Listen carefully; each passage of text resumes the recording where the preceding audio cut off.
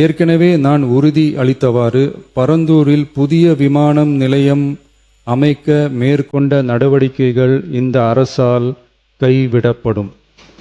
CM Vijay சொன்ன மாதிரி Parandur airport plan cancel ஆயிடுச்சு. ஆனா இந்த ப்ராஜெக்டை நம்பி இன்வெஸ்ட்மெண்ட் பண்ண இண்டஸ்ட்ரீஸ், லாஜிஸ்டிக் கம்பெனிஸ், எம்எஸ்எம்ஸ் எல்லாம் என்ன பண்ண போறாங்க? அதை விட முக்கியம், சென்னைக்கு வர வேண்டிய new investments, new job opportunities இதெல்லாம் என்ன ஆகும்? ஒரு இம்பார்ட்டன்ட் பாயிண்ட்டை பாருங்க.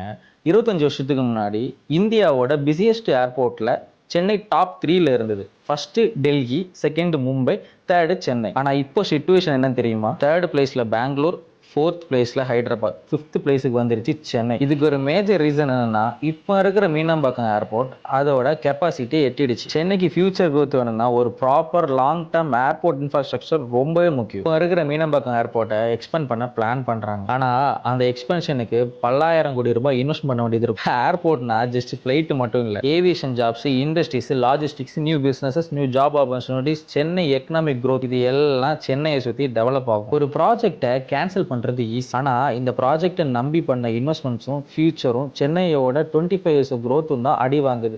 அதுக்கு என்ன பிளான்? சென்னை ஆல்ரெடி 3rd இருந்து 5th வந்துருச்சு. இன்னும் பின்னாடி போகாம சென்னையை நெக்ஸ்ட் லெவலுக்கு எடுத்துட்டு போகணும். டெவலப்மெண்ட்ஸுக்கு லாங் டைம் விஷன் வேணும். நீங்க என்ன நினைக்கிறீங்க? பரந்தூர் ஏர்போர்ட் வேணுமா இல்ல மீனம்பாக்கம் எக்ஸ்பென்ஷன் போதுமா? கமெண்ட்ல உங்க ஒப்பீனியனை சொல்லுங்க. மறக்காம பேஜ் ஃபாலோ பண்ணிக்கோங்க.